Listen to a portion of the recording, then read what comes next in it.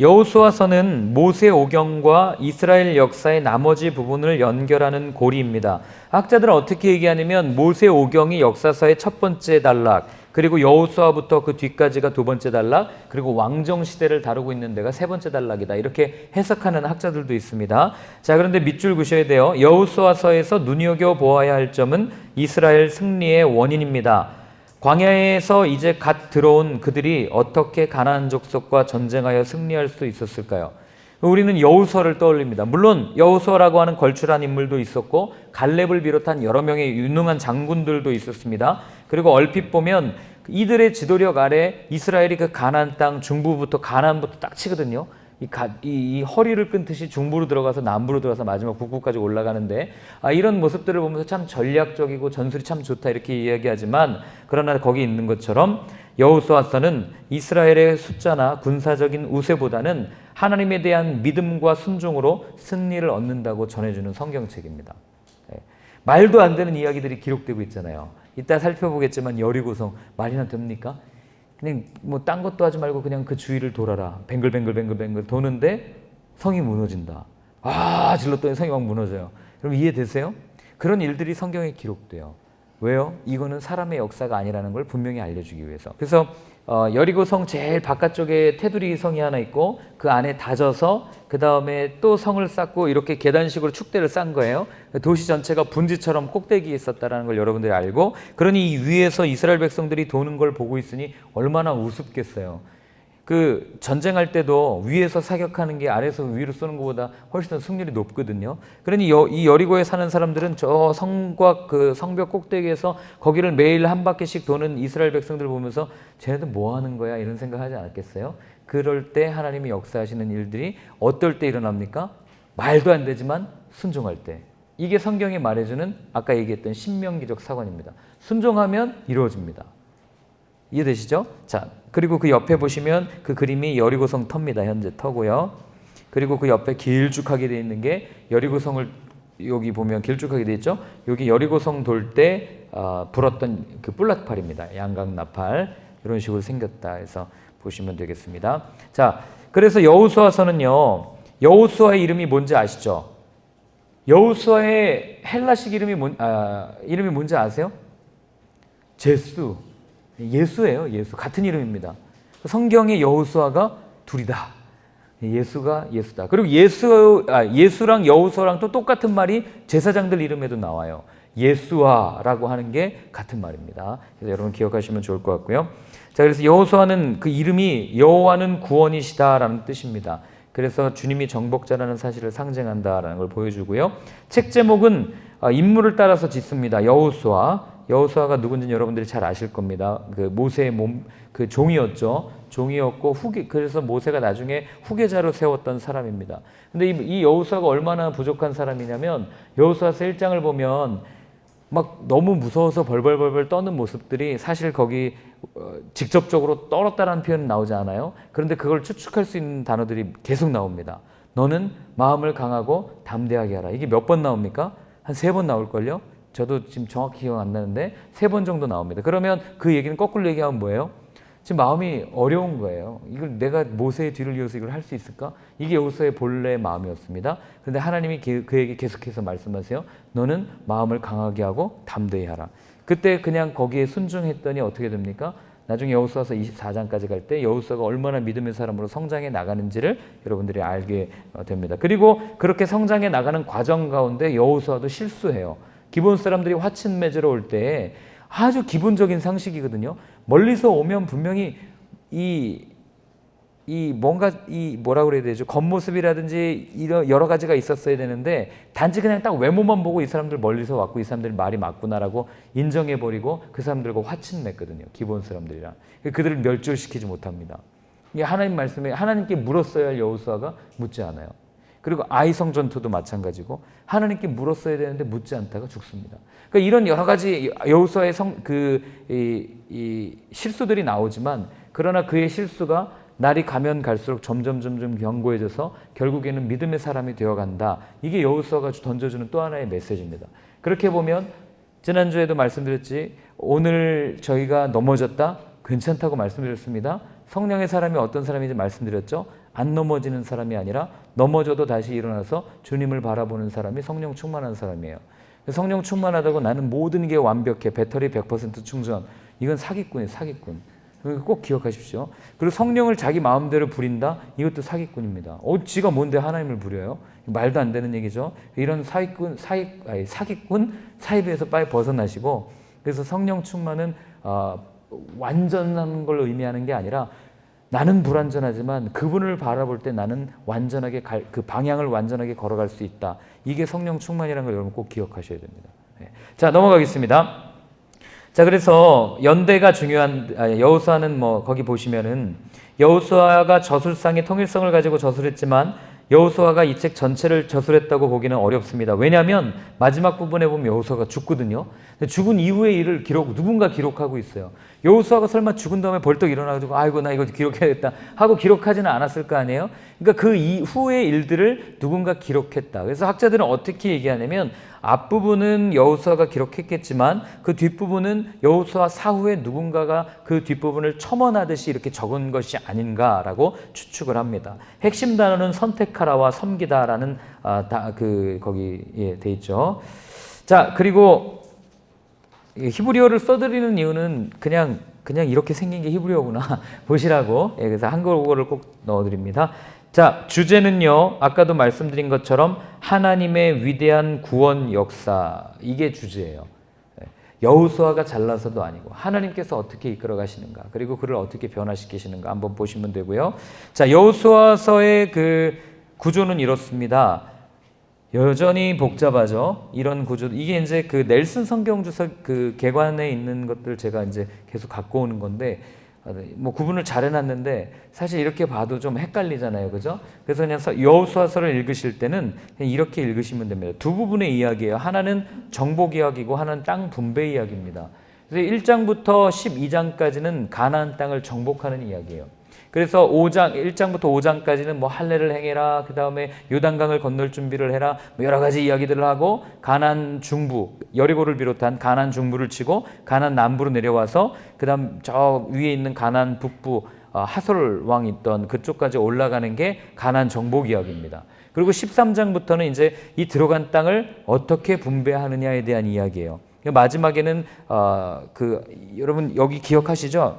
여기 여리고를 건너기 전에 이 동편에 있던 세 지파, 르우벳, 갓, 므낫세 반지파가 이쪽 땅이 너무 좋은 거예요. 목축하기 너무 좋은 땅이거든요. 그러니까 모세한테 얘기합니다. 우리 여기 있을 테니까 너네끼리 건너가라. 이렇게 얘기했다가 모세가 이제 야, 그게 말이 되냐? 너네 그러면 여호수아가 말이 되냐? 그러면 안 된다 해가지고 대신에 조건을 건 게 가족과 어린아이들은 다 두고 남자들 장정 건너가서 전쟁은 같이 하겠다. 그리고 돌아오겠다 해서 돌아가는 게 22장에 있습니다.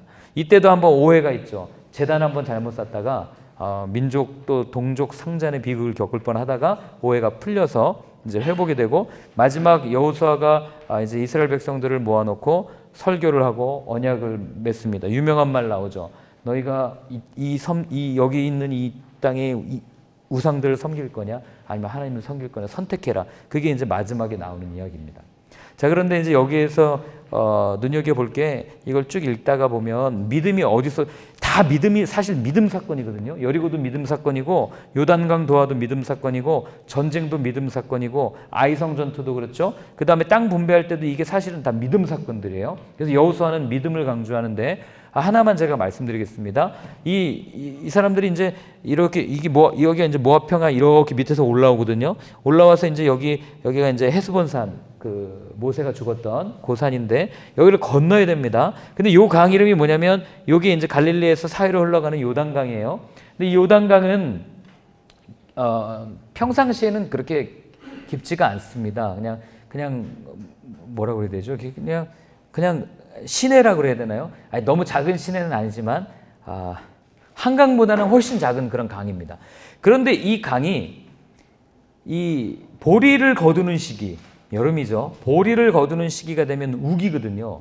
이스라엘은 우기가 되면 여러분 이 광야 같은 데서 함부로 건천, 와디라고 되어 있는 건천 아무데나 함부로 텐트를 치면 안 되는 게 물이 언제 불어날지 몰라요. 근데 그 불어나는 양이 어마어마합니다. 어마어마해요. 그런데 이 보리를 추수를 거두는 시기의 요단은 한강 정도 되는 폭의 강이 물살은 거의 한 몇십 배가 뭐예요? 몇백 배 빠르다고 보시면 됩니다. 자, 왜냐하면 뭐 아시는 분 아시겠지만 이 요단강이 어디서부터 시작되냐면요. 요 위에 올라가면 저기 뭐죠? 헐몬산이 있어요. 헤르몬산이 있어요. 그 산이 2,700인가 2,800인가 그래요. 그리고 어디까지 흘러가냐면 사해로 흘러갑니다. 사해는 해발이 아니라 해저로 들어가죠. 마이너스 1,300m예요. 그러니까 거의 3,000m에서 마이너스 1,300이면은 거의 4,000, 5,000m의 고저 차이가 있지 않습니까? 근데 이 남북의 길이는 우리나라보다 훨씬 작아요. 그러니 자, 이렇게 생각하시면 돼요. 이건 짧은데 이건 커요. 그러니 물이 흐를 때 얼마나 빨리 흐르겠어요. 고저 차이가 크니까. 여기 요단강을 이 시기에 건너라는 얘기는요. 막 물이 불어가지고 막 래프팅 하는 정도가 아니에요. 그냥 막 확 가고 막 이거 감히 들어갈 수 없는 그런 화산지대에 막 이렇게 산맥이 흐르는 그런 강에 하나님이 들어가려는 거예요. 그 얘기는 뭐예요? 야, 너네 다 죽어라. 이 얘기예요. 그러니까 여호수아가 거기서 이제 백성들이 막 이렇게 긴장하고 막 이러는 이유가 거기 있는 거죠. 그런데 신기하게도요, 하나님의 말씀에 순종해서 죽으면요, 살아납니다. 이게 여호수아서가 말해주는 믿음 사건의 핵심이에요. 자, 그래서 이거는요, 이렇게 두 가지로 읽으시면 되고요. 그래서 한번 저를 따라해 보십시오. 그 땅을 차지하라. 예, 이게 여호수아의 전부입니다. 그래서 그 뒤에 보시면 쭉 읽어보시면 되고요. 핵심 단어 두 가지 아까 제가 말씀드렸죠. 다하르라는 단어랑 야다르라는 단어인데 그 박스 있는 거 보시면은요. 어떤 학자는 또 재밌게 이렇게 정리를 해놨습니다. 선택하라 다하르라는 단어를 보면 거기 보시면은 1장부터 5장까지가 요단강을 건너가서 약속의 땅으로 들어가라. 이게 야다르, 섬겨다, 그 약속의 땅을 섬겨라 이런 의미고요. 그 다음에 22장부터 24장까지는 약속의 땅에서 오직 여호만을 섬겨라. 이게 또 같은 단어입니다. 그리고 중간에 6장부터 12장, 13장부터 21장은 약속의 땅을 차지하라, 분배하라. 이게 무슨 뜻이냐면 선택해라 이런 뜻이거든요. 같은 단어인데 이걸 가지고 또 이렇게 정리해 놓은 학자들도 있었다라는 걸 그냥 실어드립니다. 참고만 하시면 되겠습니다. 여러분들 성경 읽으실 때요. 처음 읽을 때는 이게 무슨 얘기인지 모르니까 이제 이런 이게 사실 제일 쉬운 틀이에요. 제가 매번 쉬운 틀을 그냥 읽기 이렇게 해서 드리는데 요거대로 한번 읽으신 다음에 그 다음번에 읽을 때는 이렇게 나눠서 한번 읽어보는 겁니다. 여기 있는 대로 1장부터 6장까지는 이거구나. 그럼 이스라엘이 어떻게 준비하고 있는지 한번 찾아볼까? 하고 쭉 읽어가는 거죠. 그 다음에는 가나안 정복하네. 어떻게 정복하는지 한번 읽어볼까? 하고 쭉 읽어가고 마지막으로는 이제 이렇게 제가 정리해드린 것처럼 이 단어를 중심으로 끊어서 한번 또 읽어보시면 읽으실 때마다 아마 이렇게 느껴지는 게 다르실 겁니다. 그리고 적어도 이렇게 해서 한 4-5번 정도 읽으시면 어디 가서 저처럼 이렇게 여호수아에 대해서 이야기할 수 있을 정도가 될 겁니다. 그래서 한번 쭉 보시면 되겠습니다. 자, 거기 이제 3페이지를 보시면 제가 이건 참고 자료를 올려드렸는데 구약 성경 읽다 보면 가나안 족속, 가나안 7족속 이런 얘기가 굉장히 많이 나옵니다. 그래서 거기 7족속을 정리를 해드렸어요. 헷 족속, 가나안 족속, 아모리 족속, 여부스 족속, 브리스 족속, 기르가스 족속. 참고만 하시면 되겠습니다. 이렇게 살고 있었다는 것. 그래서 이 사람들이 들어가서 여기를 다 정복했다. 근데 이제 여러분들이 오해하지 말아야 할 한 가지는 여기 보시면은 이 여호수아서 13장과 21장에 보면 땅 봉회가 되니까 이제 모든 땅이 다 정복되었구나라고 생각을 해요. 다 정복되었을까요? 아니에요. 사사 시대까지 정복하고 있습니다. 그리고 정복이 다윗 왕정 세워질 때까지 그때 이제 거의 완성이 돼요. 이해되십니까? 그러니까 이게 뭐 여호수아가 진교가 프로 해가지고 다 들어가가지고 남부 싹 치고 쫙 올라와서 여기 우리 땅이야, 경계선 긋고 우리 거야, 이게 아니고 엄청나게 치열한 이 쟁탈전이 오랜 기간 동안 지속되었다는 걸 여러분들이 염두에 두시고 성경을 읽으셔야 됩니다. 그래야 사사기도 이해가 돼요. 왜 사사는 이쪽에 있다가 이쪽에 있다, 이쪽에 있다, 이쪽에 있지? 이게 이제 이해가 됩니다. 자, 넘어가겠습니다. 도피성은요, 굉장히 중요한 제도인데 쉽게 얘기하면 이런 겁니다. 제가 부지 중에 누군가를 죽였어요. 그런데 부지 중이라고 하면 좀 그렇고 부지 중이라고 합시다. 실수로 누군가를 죽였는데 이스라엘 법에 따르면 누군가를 살해하면 저는 어떻게 됩니까? 살해됩니다. 눈, 이 아시죠? 눈에는 눈, 이에는 이게 구약 성경에서 나온 거거든요.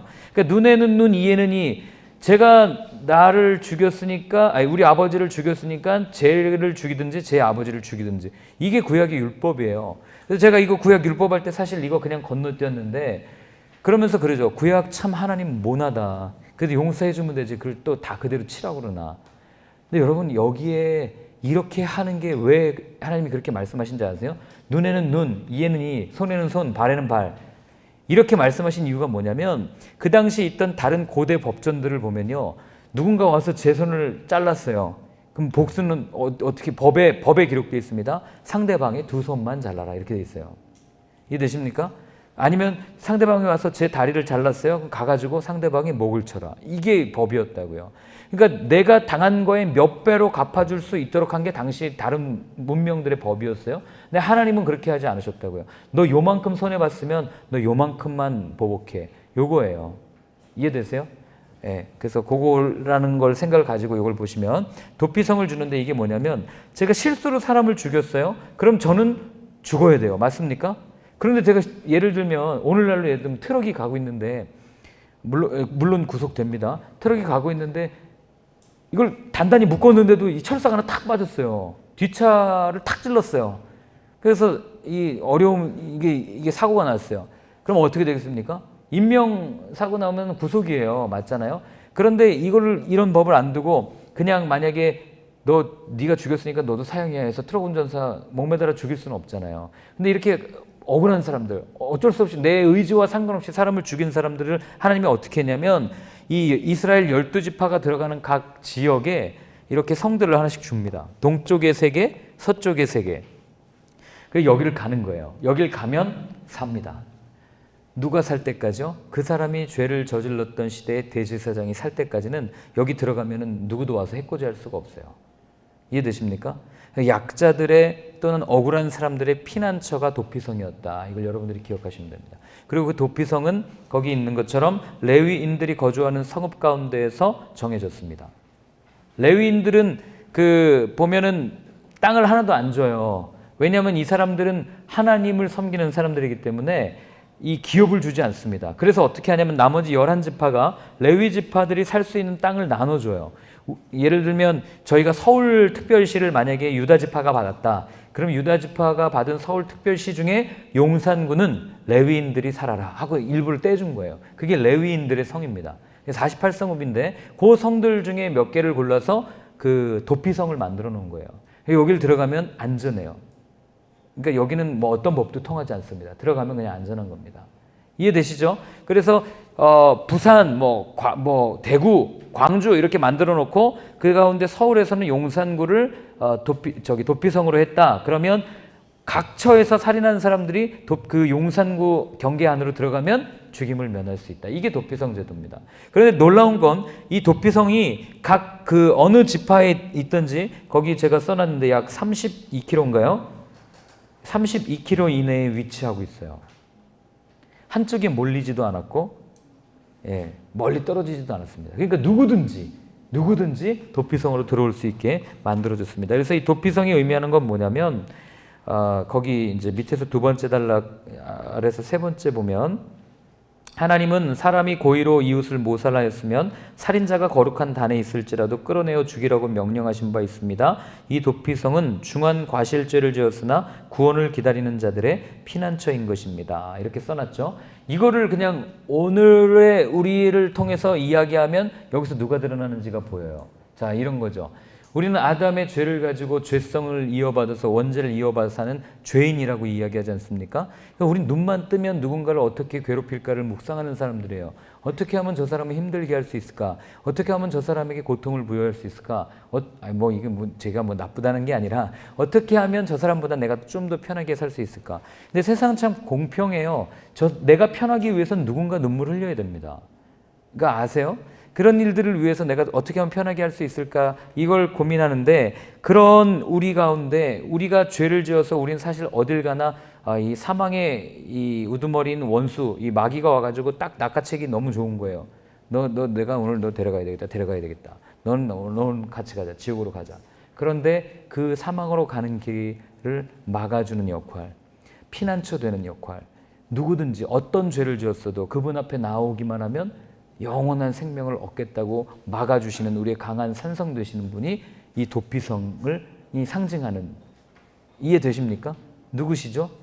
예수님이시죠. 그러니까 도피성이 상징하는 것은 예수 그리스도를 상징하고 있다. 여러분들이 보고 이렇게 이해하시면 되겠습니다.